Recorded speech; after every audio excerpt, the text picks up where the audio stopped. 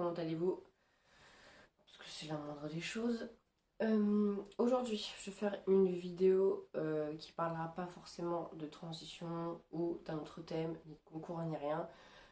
C'est une vidéo pour exprimer ce que je ressens vis-à-vis au fait que j'ai eu mon attestation, ordonnance de testostérone officielle à vie d'un endocrinologue. La plupart des gens vont penser que je suis heureux, que je suis content de l'avoir eu, que voilà, c'est un aboutissement comme à une quête, à un combat que j'ai depuis un an et qui n'est pas prêt de se finir parce que maintenant le prochain combat, ça va être l'opération de mon torse que je suis déjà en train de voir, de réfléchir. Sauf que ça va être aussi très compliqué. Mais restons d'abord à ce qui s'est passé récemment, c'est-à-dire il y a quelques jours. C'était la semaine dernière, je crois que c'était mardi dernier. Donc oui, ça fait une semaine que je suis officiellement sous testostérone, où je peux le dire, où je n'ai plus besoin de dire que j'ai eu de la T d'une autre manière il y a environ un an bientôt, que j'ai repris, donc je suis déjà, on va dire, à ma 6e ampoule, hein, parce qu'au mois de début août, j'ai pu en prendre une aussi grâce à mon petit frère. Voilà, voilà, merci à lui. Bref, tout ça c'est du passé. Donc maintenant, oui, comme je dis, on va dire que j'ai repris testostérone première ampoule, entre parenthèses, j'ai mis 6 ou 2, je sais plus. C'est pas ça le problème.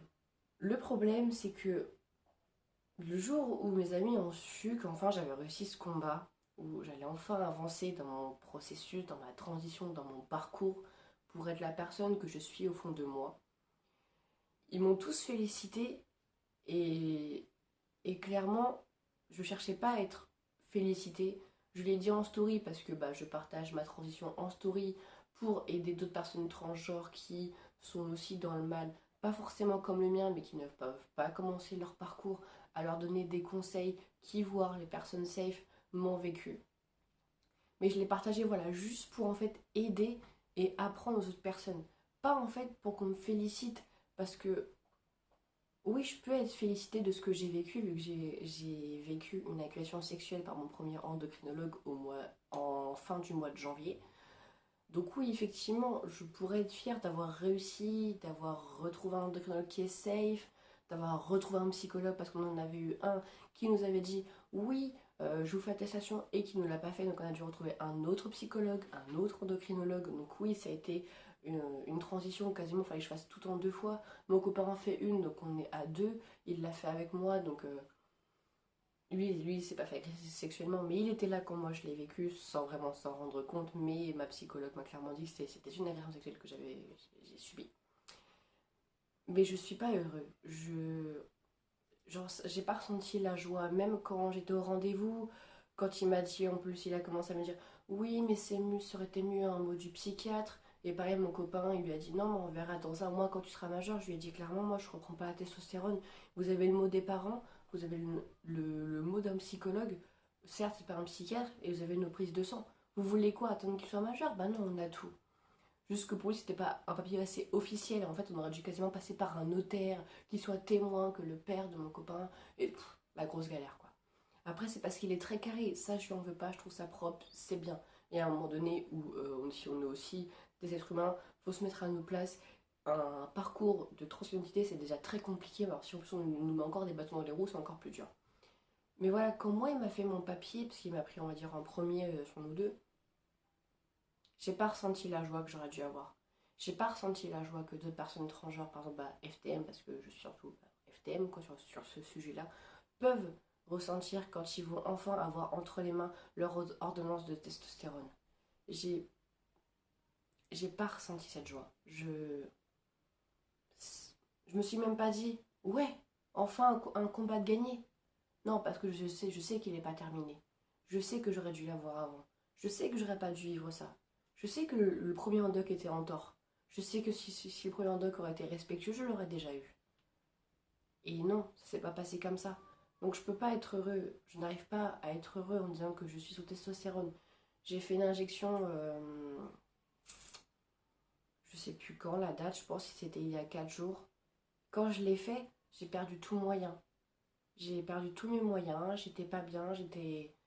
Parce que la chose qui m'est venue en tête, c'est mince, je vais avoir ça toute ma vie.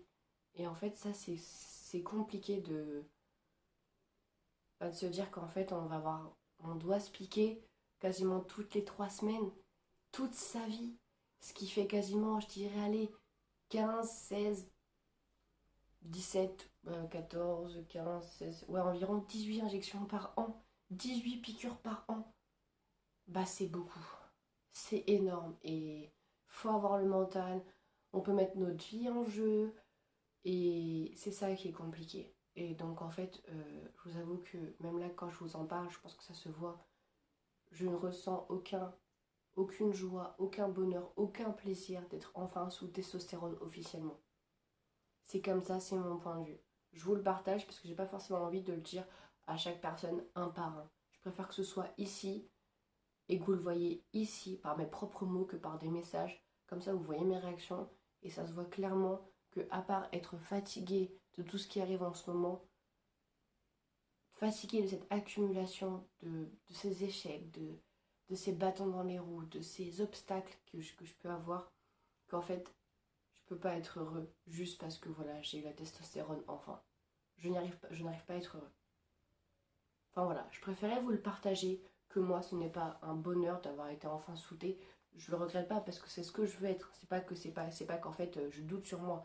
Non, c'est que ça devient dur mentalement, que j'ai une transition très compliquée et que honnêtement je fatigue avec tout ce que j'ai autour de ça. J'ai ma transition, j'ai d'autres problèmes, je fatigue énormément.